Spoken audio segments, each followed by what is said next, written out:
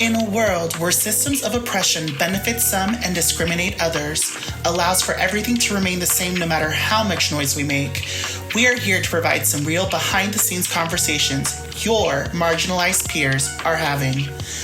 This is Secrets of the Silenced, or SOS, an amplification of marginalized voices, their unheard problems, and unsung solutions. Before we introduce our guests, we are going to let you, our listeners, know what and why. We are going to investigate the positionalities of different folks that come from marginalized groups in society. What even is a positionality? Positionality is the social and political context that creates your identity in terms of age, country of origin, primary and first language, race, class, religion, gender, sexuality, affinities, and ability status. Oppression refers to a combination of prejudice and institutional power that creates a system that regularly and severely discriminates against some groups and benefits others. And now, we are going to interview different people with different positionalities, and I'm going to create a list of common problems and solutions stemming from these important conversations. I have heard that all oppression is connected, and this podcast will give listeners an oral view of why that is.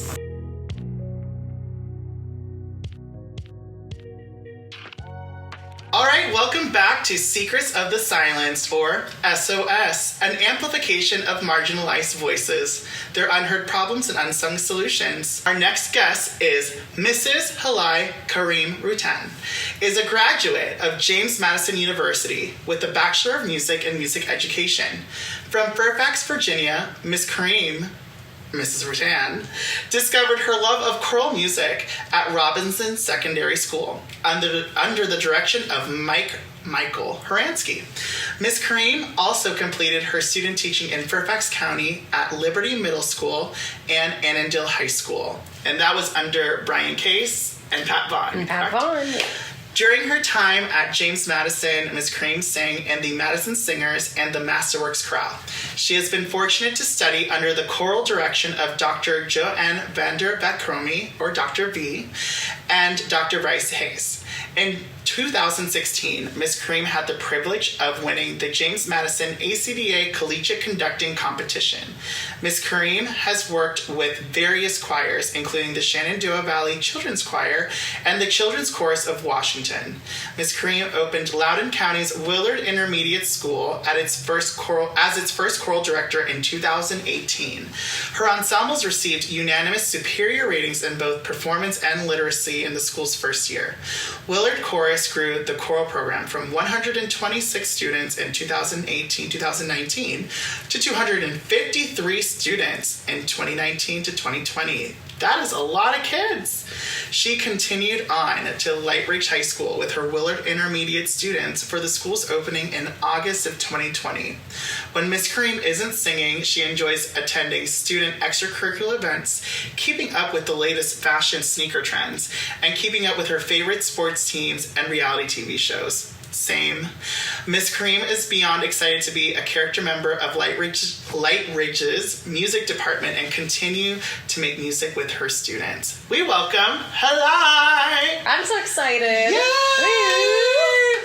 Okay, so as always, with all of our guests, I'm going to read out Helai's positionality. So her name is Helai Rutan. How am I pronouncing that correct? Rutan, okay. yeah. And it's Helai Rutan. Okay. Mm-hmm. Her gender, female. Pronouns, she, her, hers. Race, Middle Eastern - white. Ethnicity and cultural background, Afghanistan, or Afghan. Right, yes. You say Afghan. Right. And then marital status, married.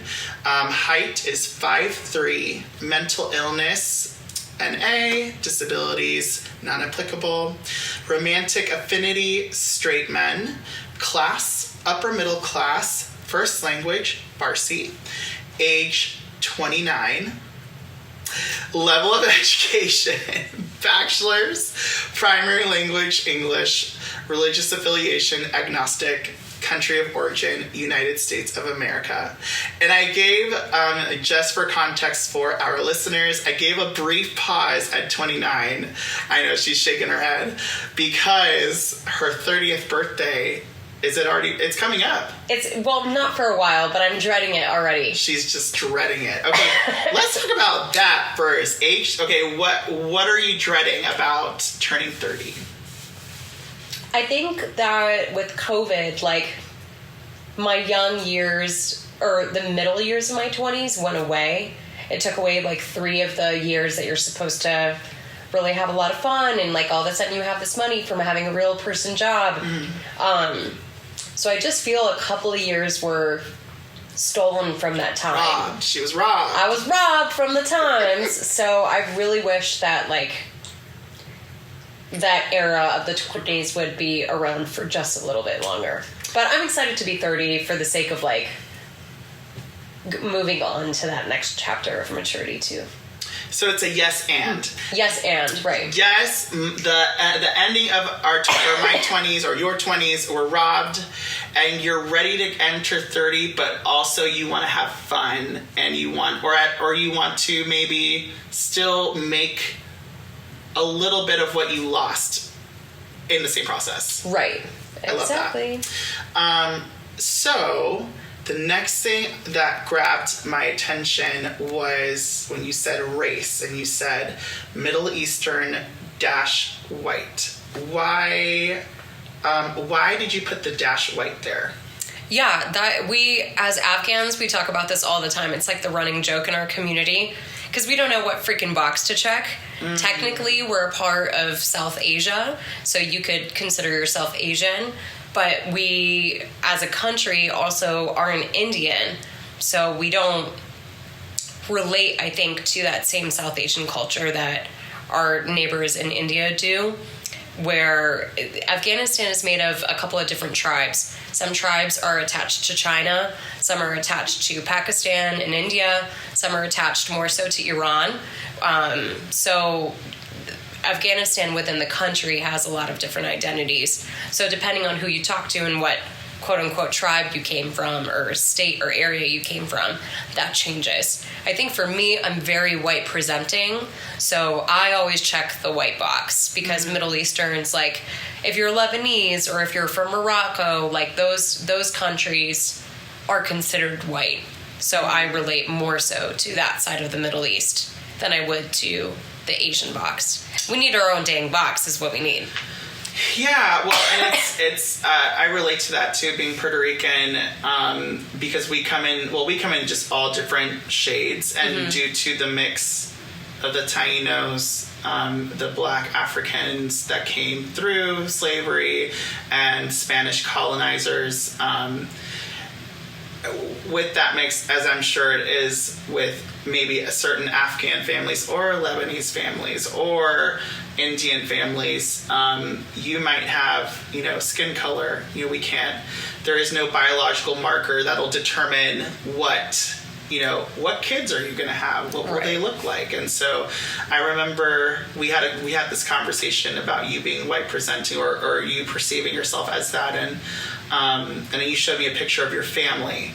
And I noticed, I have a feeling that societally perception, in terms of perception, if I'm looking at you versus if I'm looking at your brother. Right. Which your brother, he's a lot more brown than me. He's darker, yeah. And that happens a lot with happened in my family, and those can be completely different experiences. And so, okay. Yeah. Moving on, we talked. Oh, and then before the interview started, you mentioned height, and now you never think about it. So, is it true that you don't ever think about height? I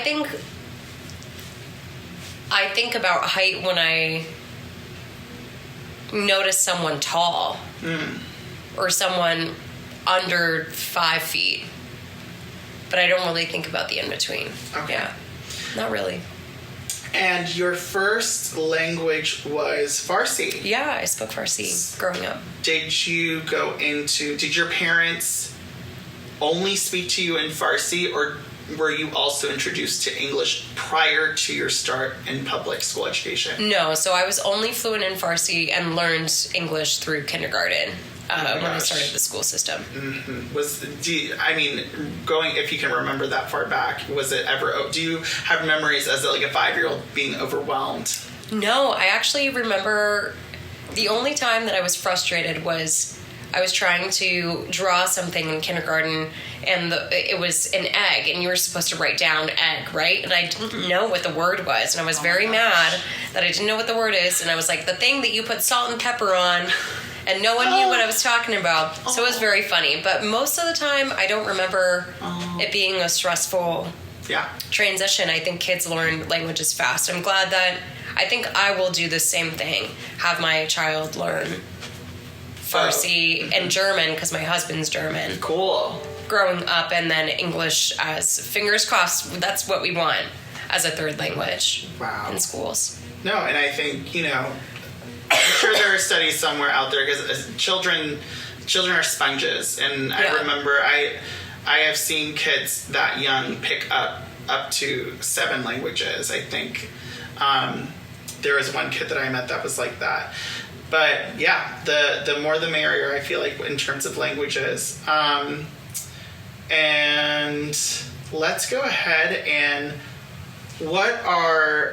talk about what do you think people perceive of you? If you had to look at this list, what are the top 3 things you think people perceive of you?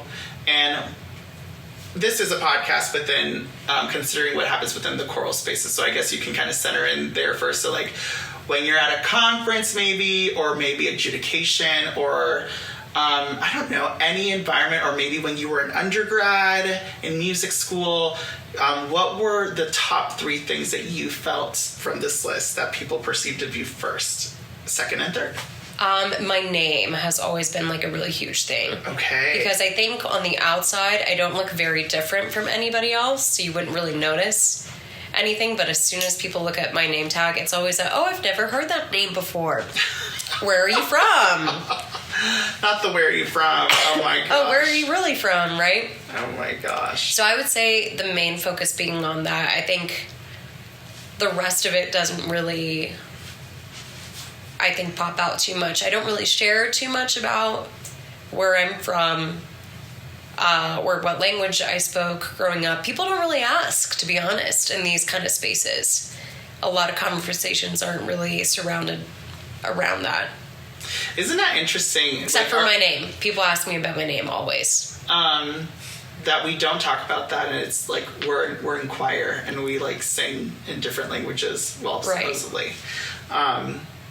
And that we don't always apply that in our relationships with other people. Okay, so that's your top. That's your number 1. What's your number 2 and 3? Of what they notice about me? Yeah, or what you think they perceive of you as. What are the categories?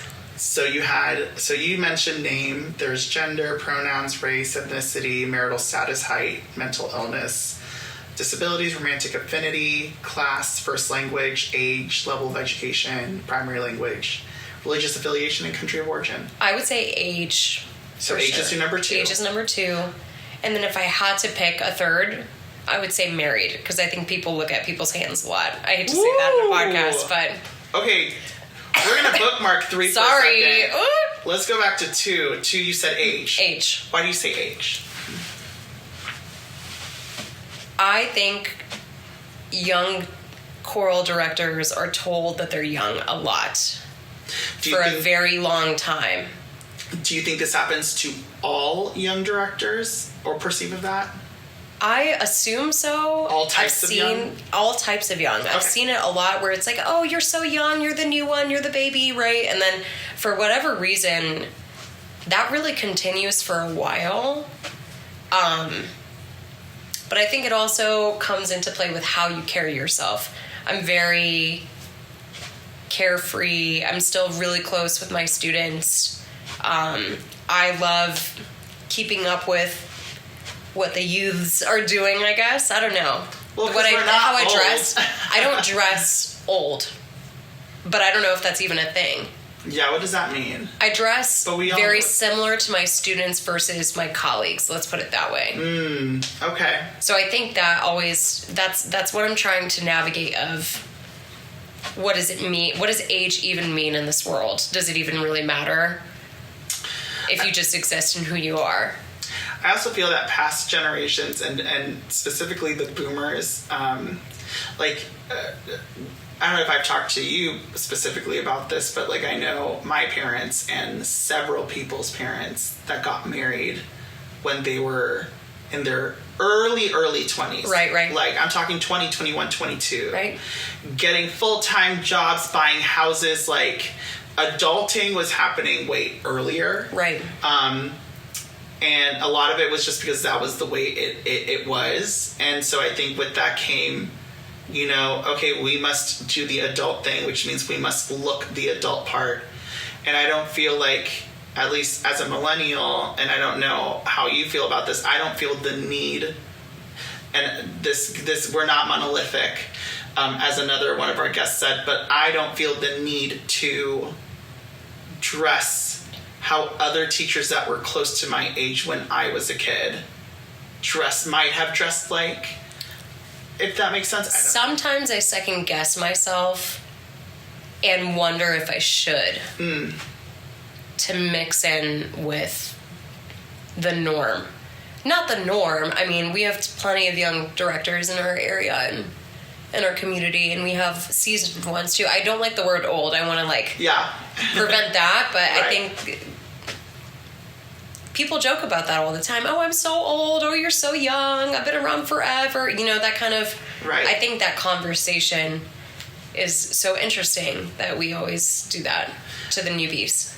And then, oh my gosh, dressing old or dressing professionally. Right. Or what does that mean? What does that mean? And I think it comes from a place of, well, today I don't feel like being perceived as young, as like today I just want the normalcy of I'm Miss Rutan, I'm Miss Rodriguez, and I am a teacher, and right. And I just don't want to deal with what are you wearing, or it's so do we do it? Do you feel like you think about that dressing more quote unquote professionally because of that reason, and then do you continue to dress young and break the cycle that is that? I do, especially, I think women think about what they wear all the time. Sure. In professional settings. A lot. Mm-hmm. Always, always, always. So I think to add another layer, do you want to be perceived as someone who is more seasoned or a newer teacher? Right. And I've been around not as long as most have, but I'm not a new teacher anymore. Well, now you're not? Mm-hmm. No. Yep. So that's a challenge of where do all of those things officially flip to the other side of the pancake, I guess. Right. Yeah. So age was number 2. We just talked about that. And your number 3 was? Married, yeah. And you said what? You said that... People look at people's hands. So you've seen this a lot. And you've watched people do it. I've watched people do it. I never used to do it until I got married. And so when you would wonder if someone were single or not, or... I never really thought about it. I just would interact with people. I didn't really... Well, because now you have a ring on your finger. So... Right, but even before then, I just wasn't ever really paying attention to people's marital statuses. But I will say, I think getting married is another one of those, age, adulthood, do the thing. Right. Mm-hmm. So it makes people feel older because they're doing, real adult things. So do you feel like people's perception of you has changed since getting married?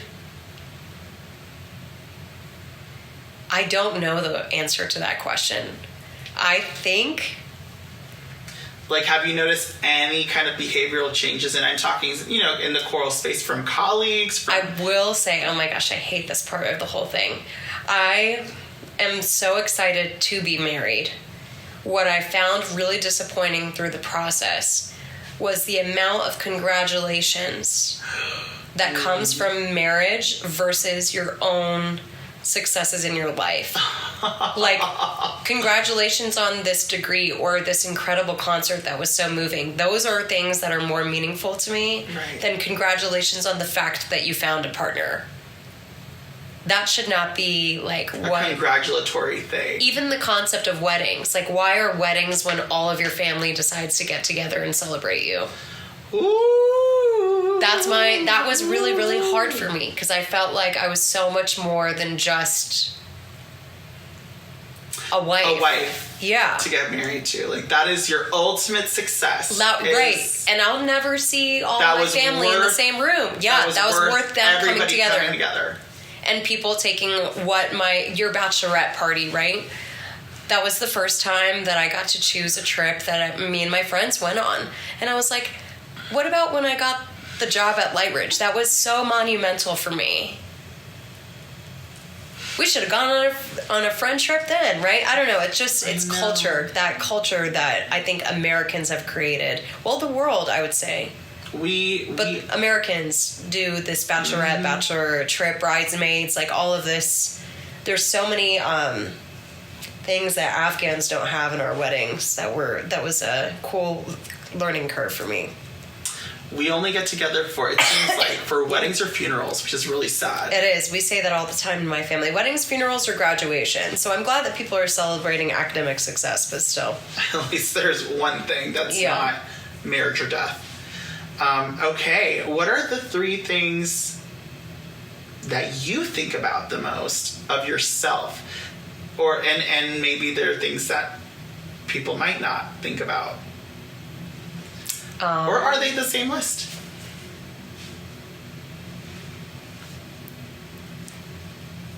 I think about country of origin. That's on your forefront of your mind? That's my forefront. Yeah.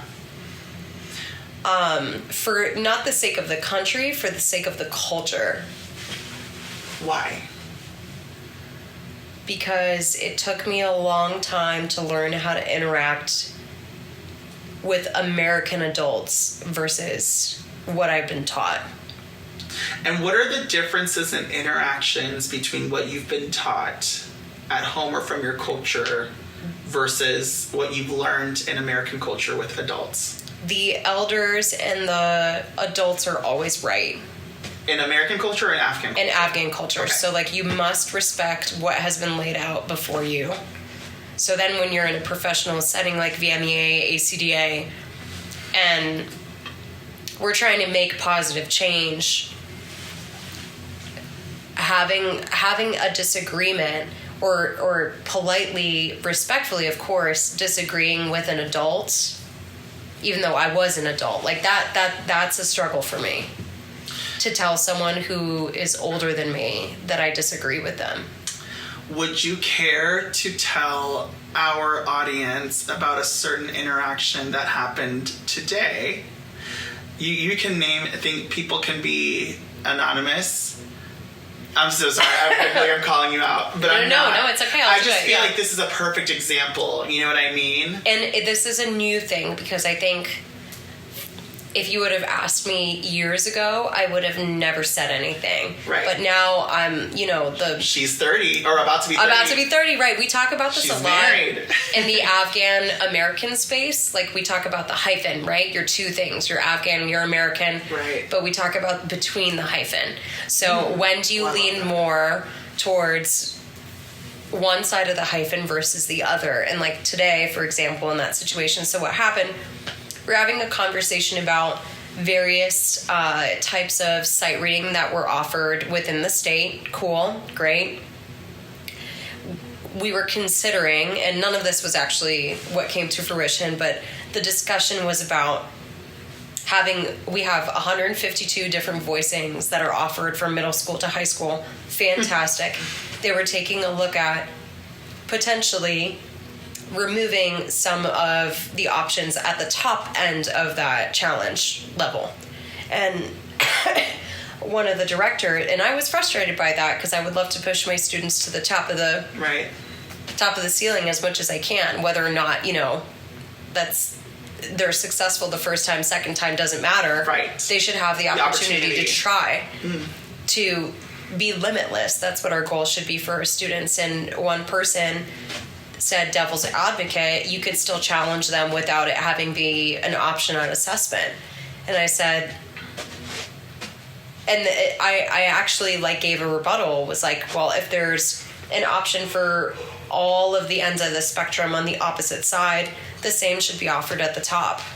And I would have never done that a couple of years ago, especially with this situation, or these seasoned teachers that I've idolized and looked up to for years. From one positionality to another. So there's the layer of you being younger, the layer of you coming from an Afghan family, culture-wise, growing up-wise, there are certain values that are just different.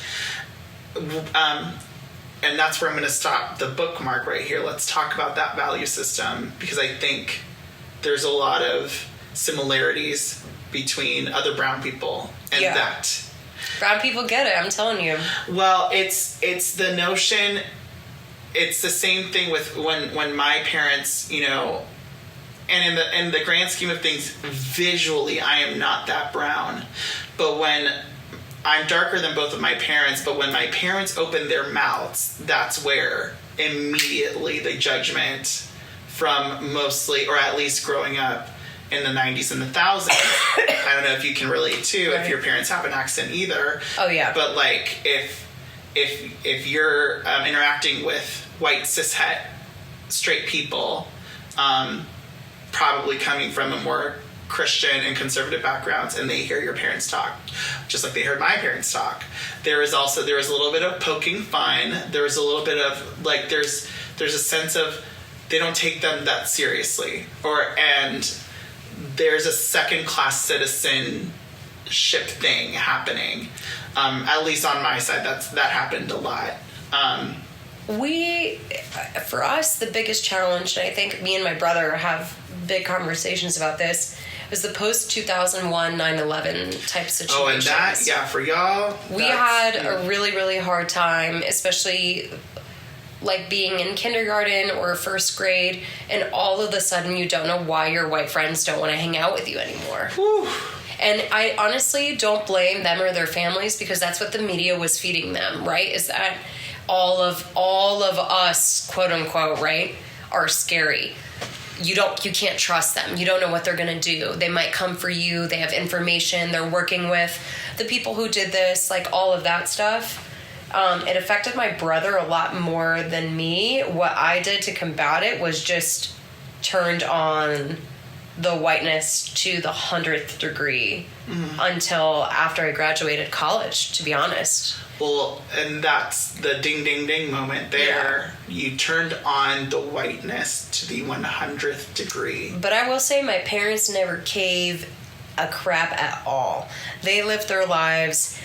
I'm sure they've both felt marginalized, but they've never really talked about that. I've never seen anyone look down at my parents. Okay. Because my parents don't hang out with white people. They don't have friends that are white. They hang out with their cousins. Right. They hang out with their family or their acquaintances in their own community. And were there a lot I'm gonna more... cough through this whole dang interview. I'm so sorry. Okay. Were there a lot of brown families in the public schools that you grew up with? Because that's where my parents, I feel like, and they'll just laugh and I'm like, oh, what are you talking about? That never happened. Right. I went to a Catholic school that was mostly white. So the interactions that I saw my parents laugh through, that was the only space, because you're right. Well, most of our parents are going to have friends with people that are most like them, etc. Right. But there were going to be spaces. So I'm not sure if there was not a parent-teacher conference, but back to school night or, situations like that where your parents had to show up at school. You know what I mean? And that was also it gave me anxiety every single time they were in my white space. Oh my gosh. We used to call, growing up, like we had our brown spaces, we had our white spaces. And when the two intersected, oh my gosh, that was the worst day. And I think I'm fully healed now from that through my wedding. My wedding was the first time that my brown space and white space as an adult had come together. And that was very beautiful for me to see, like, this new, just a celebration of, like, every aspect of my life in one room versus, you know, your parents go to back to school night or a parent-teacher conference. Like, those were the worst days. I just always was so anxious because I felt like I was so different from my parents, and my teachers saw me as one thing, but then my parents saw me as another, and those worlds and those perceptions collided, and they weren't on the same page with who I was, right. Which was very sad. And so, you going back to your comment on turning the whiteness on to the 100th degree, knowing that your parents were, you know, unashamed to be themselves when you know, in their spaces, which was mostly the spaces they chose. But then when post 9/11, when you did that, you know, turned your whiteness onto the 100th degree, I feel like that means that's the downplaying that you have to do, like, is probably exhausting. It was challenging for sure. I think I had a really hard time learning about who I wanted to be versus who I actually was. And so what moment between, you mentioned in your early 20s, you would have never made a comment like that. And I mentioned positionality plays a role with this. So talking about your growth in your childhood, the adjustments you had to make. So from childhood to adolescence to early adulthood, in your 20s when you had that first job and you're navigating, you know, professional conferences, taking your groups of education and being in spaces with people that are more seasoned, but also of a dominant culture. So you said early 20s, I would have never done that. What event was there, if we had to put this on a spectrum, where in the spectrum did that change for you? Because while the actualization of that happened today in that example, at what point did you feel like that really started to change? Two things. We, in the Afghan American space, we're so fortunate that we have something called the Afghan American Conference. We call it AAC. And it's such a professional organization that I used to make fun of because I would say, everybody just goes there to meet their wife or their husband or whatever. And I finally decided in 2019, after I started teaching, I was like, you know what, I'm going to go to this conference. So I applied, I got in, went to the conference. Mind blown. It was the most fascinating experience of my life. We had sessions about identity, about how to take care of our families, about the issues within our culture, gender norms, sibling dynamics, religion, lack thereof of religion. I mean, there was something for every Afghan, no matter what you looked like, how white you were, how American you were, how Afghan you were, how brown you were. It was truly a transformative experience. That was the first moment that I was like, wow, I belong in this space. And we're so unique with the fact that we have both of these parts of our hyphen. And you don't have to choose. And you don't have to choose. You just have to embrace when you want to dial into one or the other. Mm-hmm. And now I'm excited to say that I'm a part of that conference planning committee. Oh. And I spend a lot of time with those people. And if you should check it out. The nonprofit does great work. And then I would say on the other more intense end, the Black Lives Matter movement was so impactful for me to see a marginalized group of people be supported by other POC in a way that I think was not we always knew as POC that we supported our Black friends no matter what. Like, that was just an unspoken situation. But to see that all come out really intensely, and for people to have to question themselves of where they fit into, you know, how they're supporting and whether they're not supporting. And the acknowledgement of colorism. Right. You know, and that was the first time that I think it was okay to say, yeah, I felt all those things sometimes too. Not to the degree and in a different way. Black America has experienced things that I don't think any of us would. No one knows, right? And no one will. But there's that POC bond. Right. That I feel, that I didn't realize other people didn't feel until that movement. So I was proud to be on the POC side. If that's, I hate to say side, but I was proud to have already been on that team before it was even a thing. And I feel like that causes...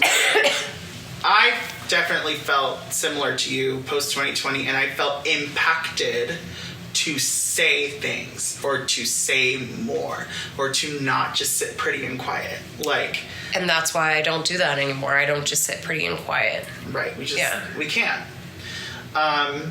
What are the 3 things that you think people perceive of you the least? Yeah, I think country of origin, probably like where I was born. No, actually people care about that. People ask me that. Okay. I lied about that. Yeah, people ask me where I was born. Gender, maybe. Or I think disability or mental illness. Okay. I'm pretty, sure of that one, I think. Okay. And what are the 3 that you don't think about as often? Disability. Okay. Romantic. What's affinity? The one? Affinity. I don't really think about that. And then there's a third. If there's a third one, you don't really. Oh my god, I'm dying. My name. I don't think about my name. And you don't think about your name. Wait, hold up. I do think about my name, actually. Now that I'm married, I think about my name. Probably my language. I don't think about Farsi being my first language. Yeah. Why? That's an interesting one. Because I just code switch back and forth. Like, it's not a big deal. Oh. Like, if I'm at home, I'm speaking to my parents, cool. And if I'm at anywhere else, I'm not doing that. And I don't think about it. It's just a way of life. That's something that similar to you. That's something, I go from school to, when I go from school to home, or from like a big choir concert, and let's say my family has this big event going on, like, it's like... You go straight to the party. And the party, and we're speaking Spanish, and they don't know what I just did, but who cares? Like, it's... They don't care at all. That's the thing. Family does not care about chorus at all. Why are you late to the party? They sometimes care. But you have to prompt them. And but I'm sure that if people were able to look at our lives through like if they were to be a fly on the wall and be able to see everything, they would be fascinated by the transitions that we experience from our professional quote unquote culture to our personal cultures. So let's move on. You've answered your positionality. We dove deep into that. How often do you meet choir directors that intersect your same or similar ranking of positionality? Oh my gosh, this part's sad. I would say, yes, I'm female, so I relate to all my fellow females. But with race, there are no Middle Eastern, South Asian directors anywhere. Please find me. Come be my friend if you're around. So you said being a woman first? Yeah, I think that I relate a lot to... I find a power in the unity of women directors. Okay. That I do. But in terms of race, I feel lonely. Have you met? No, zero. Zero. None. I don't know anybody. So so besides being Afghan or seeing another Afghan choral director in this area, what if we made it Middle Eastern / Southeast Asian? Do you know anyone? No, I think that there's one Persian Iranian orchestra director in Northern Virginia that I was like snooping on the internet trying to find In Northern Virginia to try and be her friend. And then I just never followed up. But really, in terms of the choral space, even at ACDA, like a big part of why I wanted to go to nationals was to see if there was one. Yeah, and I had no friends. It's okay. And maybe they don't come. Maybe they exist. Well, if you're listening out there, yeah, please come be my friend. Meet Helai. Send me an email. So lonely. Wow. How do you feel about that? Like I do not belong in this space. Why do you think there aren't? Because that's not what we're supposed to do with our time. What are you supposed to do with your time? You're supposed to be a doctor or a lawyer or an engineer. Mm. And as cool as this is, it's not a priority when you're a refugee trying to survive. Mm. Or like you're first generation after your parents were refugees and you watch how poor we all grew up. Why wouldn't you want to go make that bag? Why wouldn't? And be a lawyer, doctor, engineer? Yep, survival. No one wants to survive. Like we want to thrive, right? You know, and it's hard to do that as a choir director. I think, and at least in the United States. I think in terms of pay, in general, I agree. Yeah. Okay. And you're right, because when I went to Lightridge, and not just Lightridge, a lot of schools in Loudoun specifically, and some schools in Fairfax, I've seen many Middle Eastern and Southeast Asian kids. We love our brown students. They're in choir. They are. But they don't typically continue choir post high school, I want to say. Correct. I think, especially for my Indian students, that's why I relate to them so much, because I see that transition of, I feel like I'm watching little me's experience, what it's like to code switch and who they want to be and how passionate they are about this. I haven't had any of them approach me about wanting to be in music full time, but I hope that one day, if they ever do, they know that I can support them through that. And they're very lucky to have someone like you that, I've as you've listened and as to all the people that we've interviewed so far, how much we would have benefited if we had a Mrs. Rutan of our own as students. How often have you seen teachers that were like you? I didn't. Yeah, growing up definitely did not. But it's so fun to joke around about Bollywood movie references with my students and the music. I mean, especially within South Asian culture, Persian culture, Middle Eastern culture, we love music. Music is a huge thing. Studying music is fascinating. Mm. But I think when it comes down, push to shove, you got to really make bank to support your family. So then you just don't choose it. And it comes down to supporting family is a big value. Yeah, it's family huge. Over everything. Family over everything. Even yourself. Which is a whole thing. Family over everything. Do you feel like white people ever think that way? No. I think they mean to, but they... I also don't want to generalize, right? I don't see as much sacrifice versus within, let's say the Afghan community. You have to sacrifice to all stay within 20 minutes of each other. Mm. You don't leave where your parents live. Even if you have a great job opportunity, you don't really do that. Right. So you sacrifice some of what you want. Going to JMU was really challenging.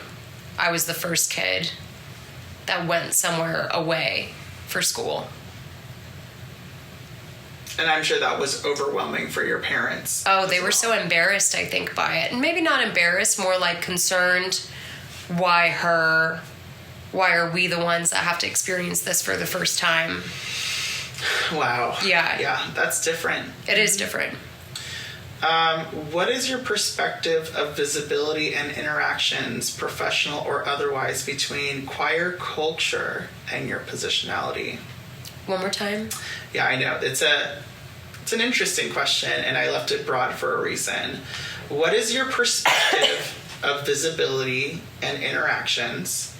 And I mean professional within, it could be with intentional professional spaces within choir spaces or otherwise. And between choir, visibility and interactions between choir culture and your positionality. There is no crossover between choral culture and my positionality. If you think about my country of origin and my culture, my deep-rooted culture, I think with the sense of being female and spirituality, I'm a very spiritual person and I feel very close to God through music. And my deep-rooted desire for, I think choral music connected me to American culture. That was the way that I really connected with it. But that was always separate from Afghan culture. Yeah, it just does not. And it never intersected. It never intersected. Describe an experience where you were asked for your input on your positionality within the choral space and felt gaslit or dismissed.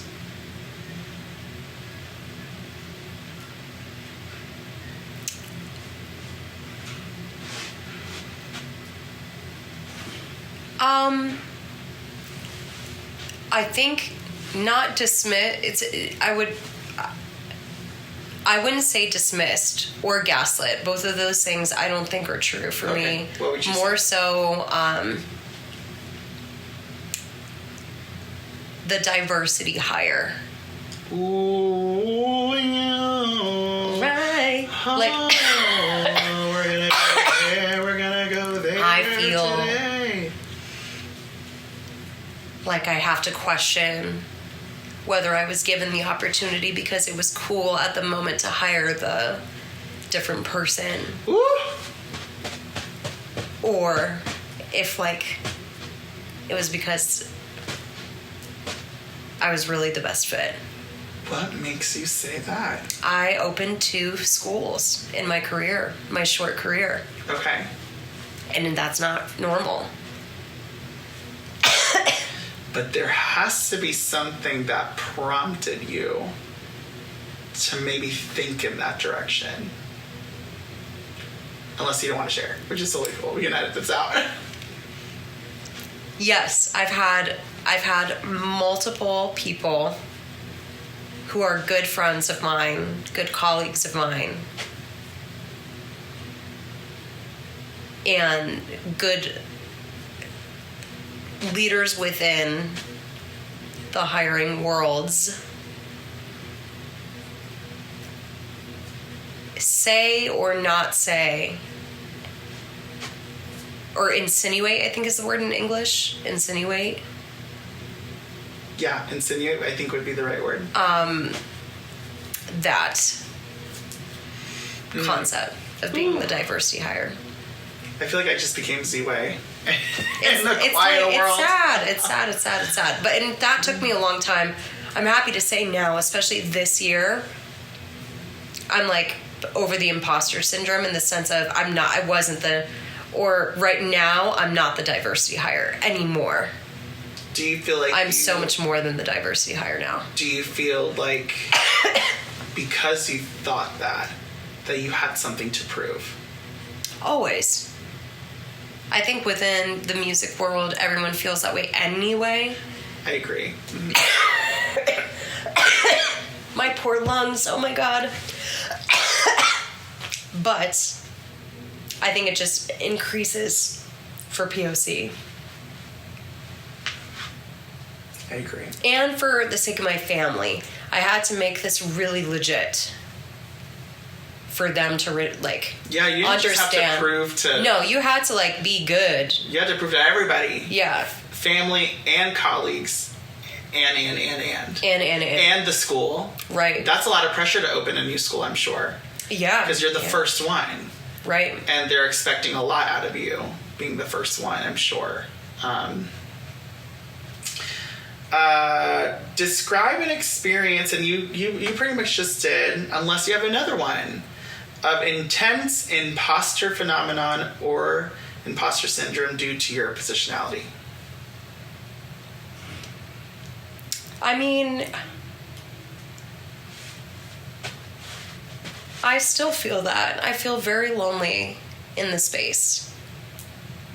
I think that's partially because I'm such an emotional person. Mm. I seek very intense emotional connection, intense emotional conversation. I'm just I'm a yapper, as the kids say. I want to talk about really intense things. I love asking deep-rooted questions and who are you? Where do you come from? What makes you you?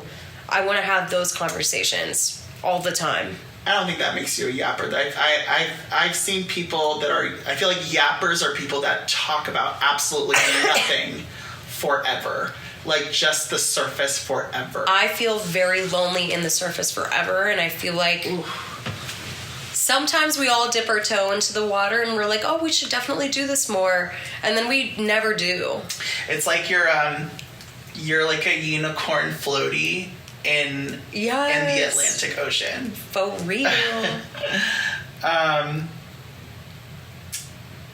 You said that you're an emotional person. Do you feel, it's interesting that you say that you feel lonely in that aspect, because you would think that in choir world, how artistic it should be or is, or we perceive it to be, that we would find more people with the bandwidth, let's say. Do you feel like it's hard to find people with the same bandwidth to welcome depth and connection to the level that you're looking for?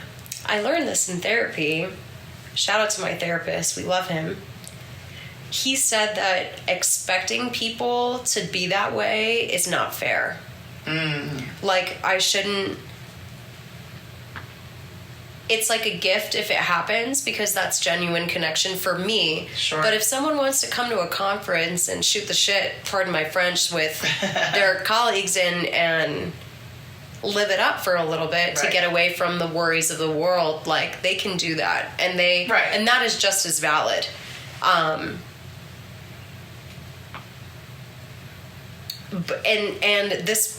the one that I'm seeking is harder.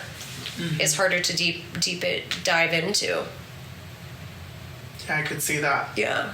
And I think a lot of people are guarded. I think there might be a lot more people with the bandwidth, but there's just such a fear to go there. It's a hard world to be in because it's such an emotional craft, but it's a professional world. And those two things don't make sense. Emotional and professional, what? Exactly. Yeah. And that is weird.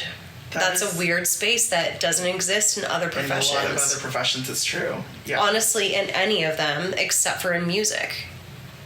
I would say in politics, too. But we know how that's going. Right.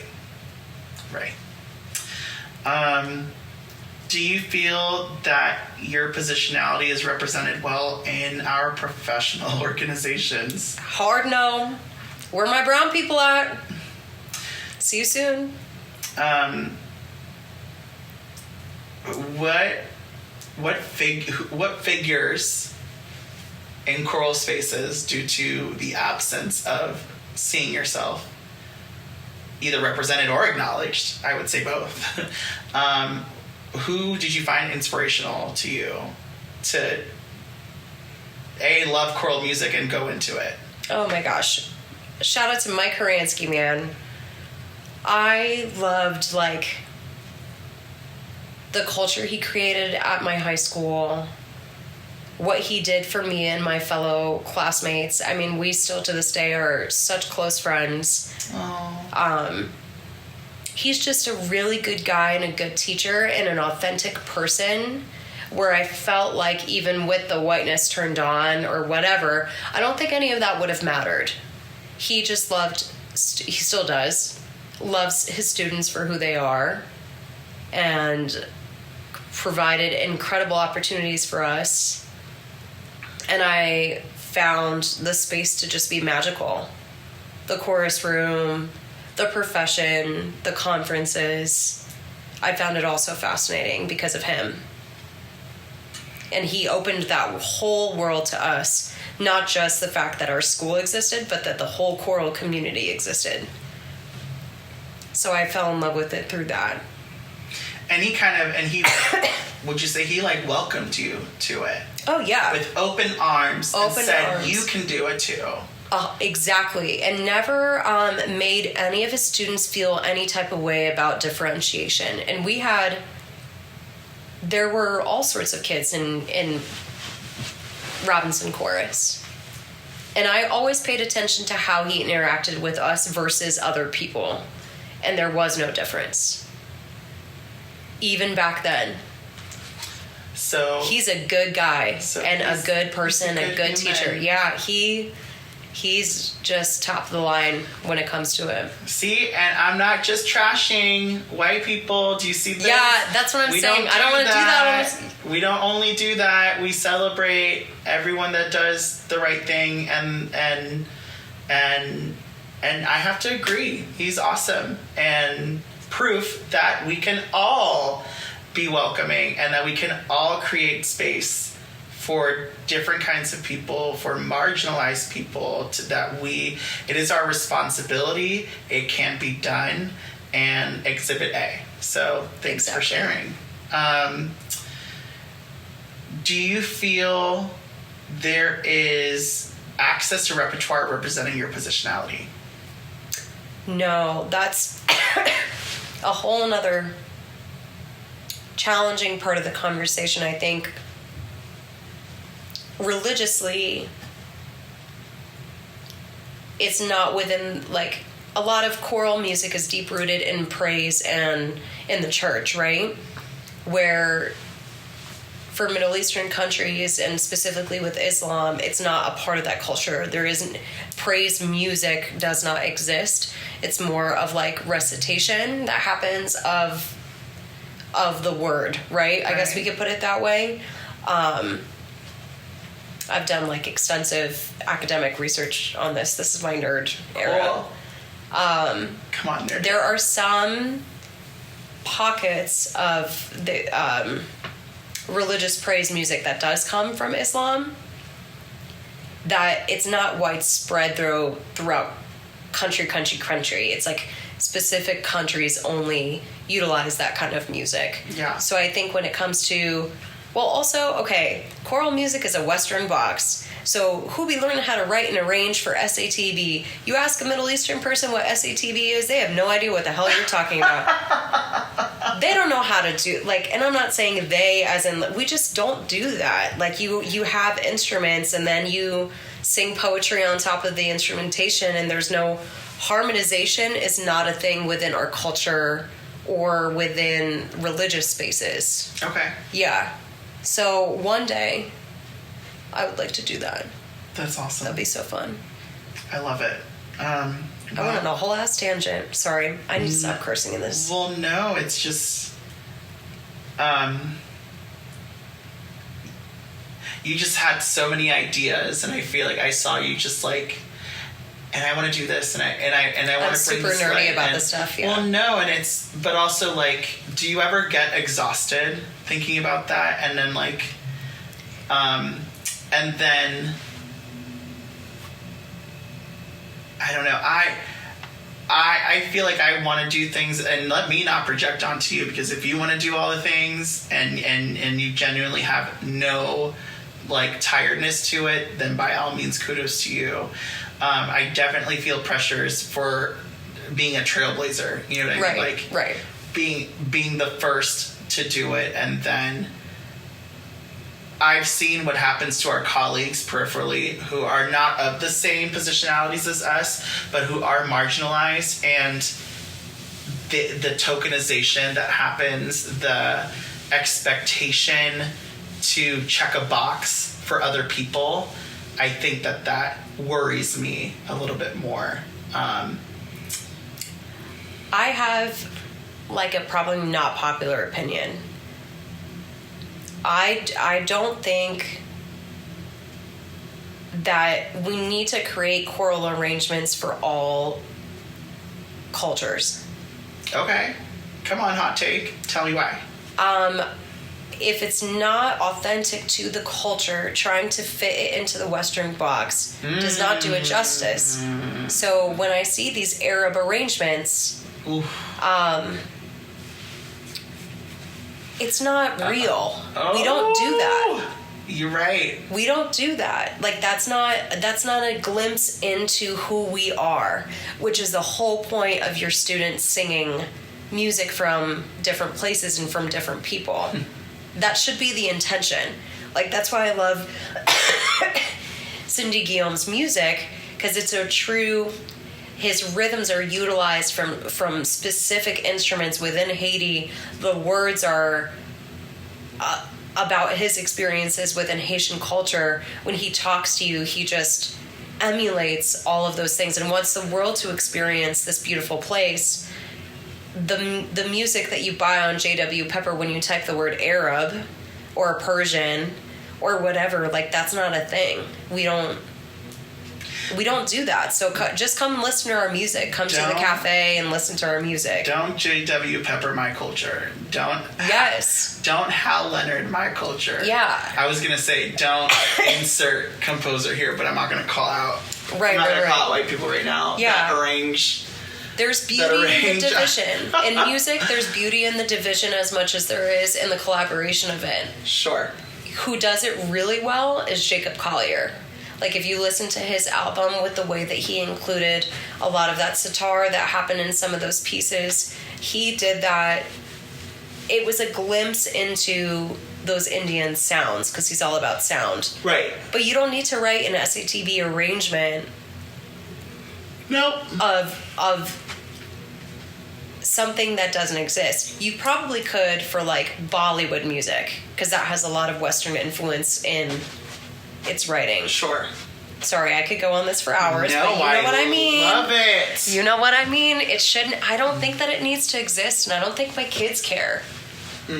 I've never had a student ask for it. I think they really want just really well written. We didn't ask for it, so why are you giving it to us? They want really legit choral music that is so fun to sing. Right. Because that class is about experiencing that craft and that art. Which they picked. And they love it. To do. They love a good Elaine Hagenberg by night. Hagenberg, sorry.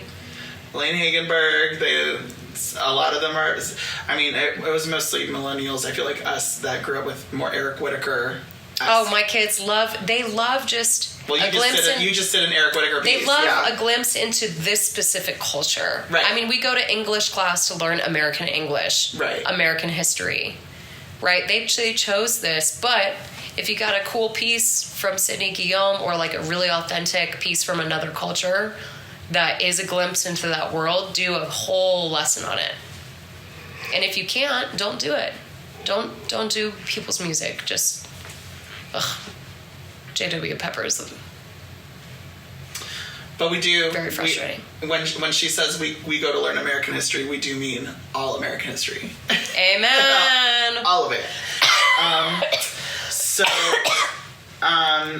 does your state require and use the label of multicultural music on your prescribed music list? And what are your thoughts on the term multicultural? They don't. I checked this because I was curious after hearing your other podcasts.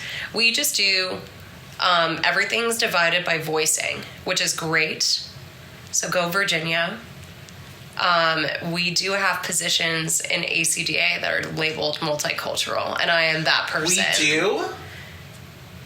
It's the World Music R&R. Oh, yeah. World Music. And I'm the World Music R&R. No, you're I am. not. I know. My It's so gosh. awkward. So we don't use multicultural, but we do use world music. We use world music, right? So I'm apparently like the person that knows all the world music. I think that they could asked be me a to great do that resource. too. Yeah, great resource for you. Oh my gosh. Or like the Diversity Coalition is something that we have. Do you feel awkward about being the world music person? Or do you feel empowered of being the bearer of all cultures? I appreciate the opportunity to be welcomed in by my colleagues to serve in these capacities with leadership. That I'm all about. Having a seat at the table. Oh. That is really cool. I appreciate that. Couldn't you have had a seat at the table in another position? For sure, and that's starting to happen. But I think... Is that something you applied for, or did you have to get nominated, or... The Diversity Coalition was Daniel before me, Daniel Jackson. Right. Passed it on to me. That was hard because he has such different connections within the word diversity than I do. Okay. So that's challenging. But for the world music one, yeah, did you... I don't remember. That was a long time ago. Like who, if you nominated yourself, or someone nominated you, or if you... I think I was nominated. Okay. And you had a seat by a at the friend table. of ours. I believe. Oh Question my mark. gosh. But yeah, it's just interesting. I just see you as a very competent and successful musician and I'm world trying. director. We out here trying. But I'm just saying, like, go Lightridge. for someone to ask you first to be the world music representative isn't that interesting? I really want to do a session on like. Okay, so you're doing a world, quote unquote, world music multicultural piece. Now what? Are we done? Are we done? Are you gonna just teach them the notes? Right. That's what you're gonna do. Yeah. Ick. When you're in a room filled with other positionalities, do you feel like your voice and experiences are heard? Do you feel like you have to downplay your identity in dominant spaces?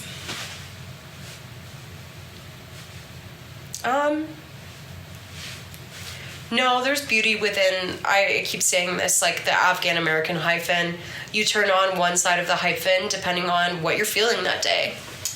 In between the hyphen, which side of the hyphen? Doesn't matter, yeah. So when I'm in this space, I'm feeling really American. I'm not really thinking too much about... And this is the Helai of now. This is Helai now. Right. I still feel lonely in the sense of, I really wish that there were other Middle Eastern or South Asian directors that I could relate to. Right. Just for the sake of, I got you, that feeling. I don't have that feeling in this space.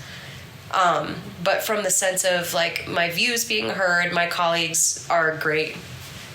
I think my ideas are listened to and shared. And I'm around. If given the opportunity, this is my favorite question. Yeah. To be in a space where you have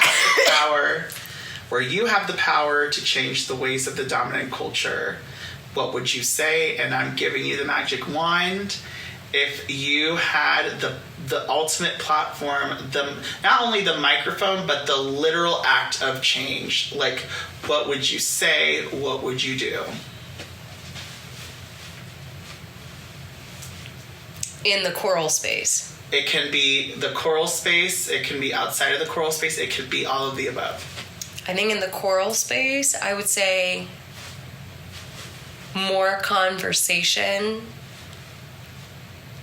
and direction. I think we have the conversations-ish sometimes, but there's never, like, maybe that's the beauty in it too, a clear direction of how to include more of who wants to be included and leave out, for example, like I personally feel that Arab music doesn't need to be in SATB or SSA or whatever. Sure. For the most part, unless it's supposed to based on a poem or whatever. Like there's reasons where it would work. And in the world, I think too, and just embracing the beauty and the differences, but also leaving people alone. What do you mean by leaving people alone?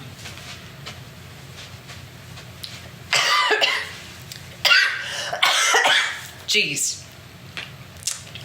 If I want to spend time with my Afghan friends and not invite anybody else, that's also okay. That's okay. Yeah. And vice versa, though. And what? And vice versa. Like, if I'm not invited at a table that doesn't look like me, I also have to be okay with that at the same time, though. I think there's time for the collaboration and the genuine desire for connection with others, and there's time to be, in my sake, with my fellow Afghans, and I want that space for myself. That's a hot take. I guess my follow-up question to that would be, Yeah. Do you agree with what you just said in every circumstance? No, I think it naturally happens whether there's like a clear division or not. Okay. No one ever says you're not invited. They don't? I don't think so. I've never experienced a you're not invited.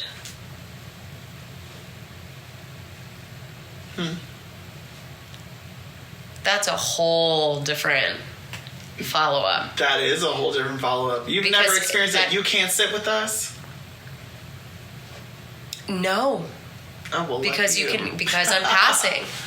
I'm passing. So then what you're saying is you would have a seat at that table. I think that's where my fault is in this the question you're asking, is that because I'm passing, I haven't experienced truly what it feels like to not be invited at the table. Because I turned my whiteness on.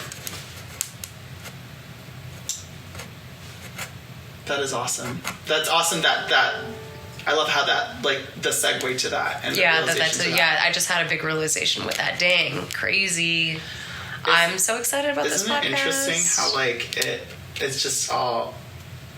I feel like and it's funny because for everyone listening, Helai has been listening to all of my other interviews. Mm-hmm. So even with you listening on everybody else's answers, it's interesting how your answers came out today. So different. It's so weird. I was like, oh, I don't even know what I'm going to say in this. And then it just took a whole different direction. But that's the cool part. Because you're your own person. And it was going to happen regardless. But I did wonder, I'm like, I wonder how similar her answers are going to be. But they weren't.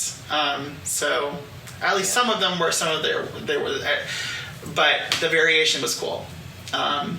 Well, I'm just so proud of you, and I love you so much. I love you so much. Being a mentor. I think of you as, like, I mean, yes, a little sister, like a mentee, but also I admire you, and I also equally learn from you. And I'm just so proud of you, and I'm so happy that I appreciate our friendship. Well, You've done so much for me. Thank you so much, and we'll see you next time. Next Bye. time. All right, folks with an X, thank you so much for sticking with me through this interview. Until next time, here on SOS.